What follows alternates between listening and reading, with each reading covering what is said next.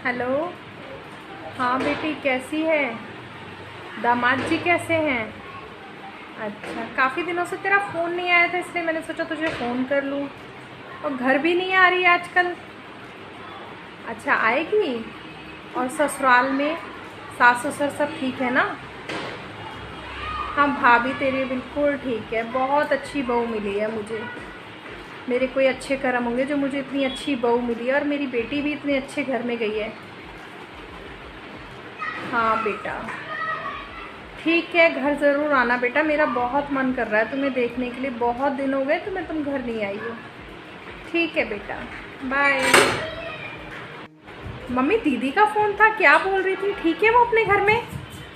हाँ बेटा, फ़ोन तो दीदी का ही था, मगर मुझे कुछ ठीक नहीं लगा। मुझे नहीं लगता कि वो ससुराल में ठीक है, और काफ़ी टाइम से आई भी नहीं है। मैंने आज भी बात करी तो वो काफ़ी उदास थी।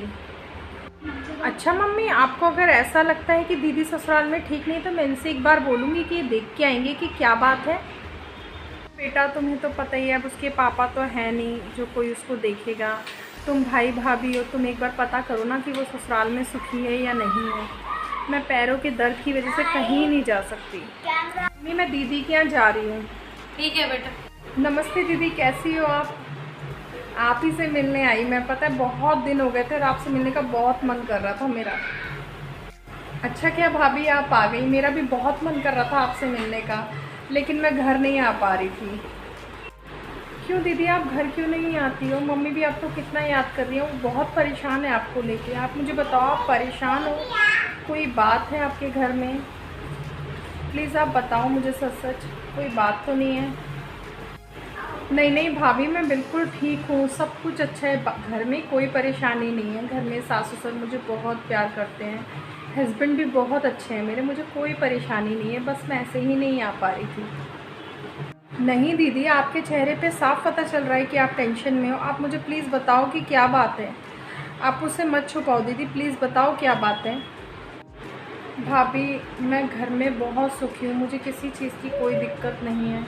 मैं आपको बता रही हूँ, लेकिन आप भाभी मम्मी से मत बोलना भाभी प्लीज़। मम्मी बहुत टेंशन में आ जाएंगी। आपको तो पता है कि मम्मी ने मेरी शादी करी, पापा नहीं थे, अकेले उन्होंने मुझे पाला है, सब कुछ किया है, भाई को भी।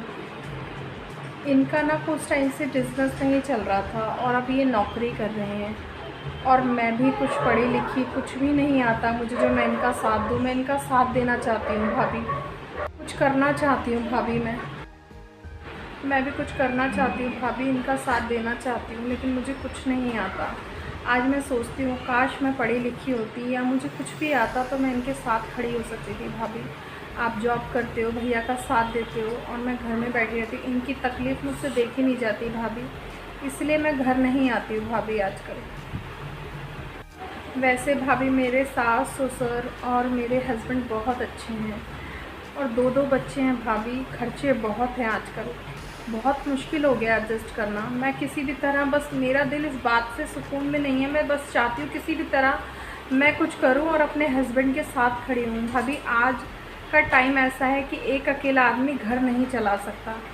बस मुझे यही बात अंदर ही अंदर खाती है। मैं इसलिए माँ के सामने नहीं आना चाहती। माँ समझ जाएगी कि मेरे को कुछ परेशानी है, और माँ को बहुत दुख होगा।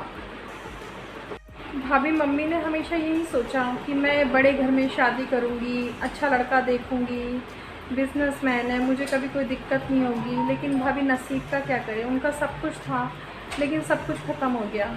आज अगर मैं पढ़ी लिखी होती या मुझे कुछ आता तो आज मैं उनके साथ खड़ी हो सकती थी, मुझे बहुत खुशी होती भाभी।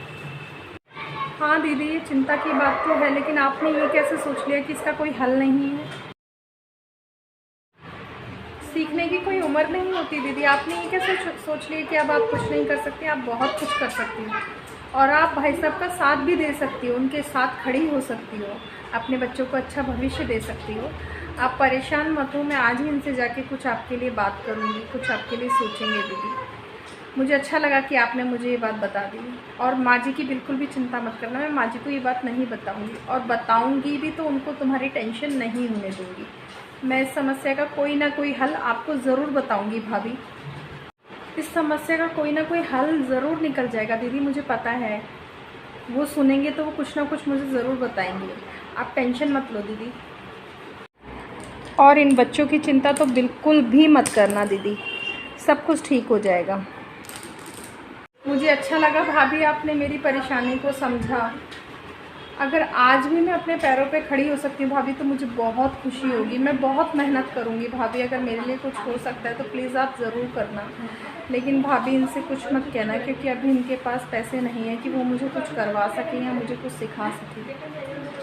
अरे नहीं दीदी, आप बिल्कुल भी चिंता मत करो, ऐसी कोई बात नहीं होगी जिससे भाई साहब को दुख हो या आपके परिवार में किसी को भी दुख हो। जो बात आपकी और मेरी हुई है वो हम दोनों के बीच में ही रहेगी, लेकिन आपके लिए जो भी होगा मैं आपके भाई से ज़रूर बोलूँगी करने के लिए। मम्मी मैं दीदी से मिलाई, दीदी बहुत खुश है, अच्छे से, कोई परेशानी नहीं है उनको, बस वो कुछ सीखना चाहती हैं, वो कुछ करना चाहती हैं, वो घर में बोर हो जाती हैं, इसलिए उन्होंने मुझसे बोला कि वो कुछ करना चाहती है। तो मैंने कहा भैया से बात करके बताऊँगी। अरे बहू, ज़रूरत क्या है? जब दामाद जी का काम इतना अच्छा है, सब कुछ अच्छा है, तो उसे ज़रूरत क्या है नौकरी करने की या कुछ सीखने की? अच्छे से बच्चों को पाले, घर में रहे सही से, क्या ज़रूरत है उसे कुछ करने की, सीखने की? बेमतलब में मुझे भी परेशान करा और ख़ुद भी परेशान हुई।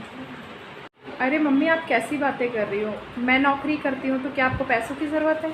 अपने शौक़ के लिए करती हूँ ना, तो आप अपनी बहू के लिए राज़ी हो सकती हो, बेटी के लिए क्यों नहीं? वो भी कुछ करना चाहती है, उसे करने दो, अच्छी बात है। और मम्मी, किस्मत का कोई भरोसा नहीं होता, किस्मत कब कहाँ बदल जाए। हर औरत को, आदमी को अपने पैरों पे स्टैंड होना बहुत ज़रूरी है मम्मी। और मम्मी, आजकल इतनी महंगाई है कि एक आदमी अकेला घर का खर्चा नहीं उठा सकता, अगर साथ में 2 जने हो जाए तो बहुत अच्छा रहता है मम्मी। दीदी कुछ करना चाहती है तो उन्हें करने दो। हाँ बेटा, तू कह तो सही रही है, काम करने में कोई बुराई नहीं है, लेकिन मैं माँ हूँ ना, मैंने अच्छा घर देख के उसकी शादी कर दी और मैंने सोचा वो राज से रहेगी, क्या ज़रूरत है उसे काम करने की।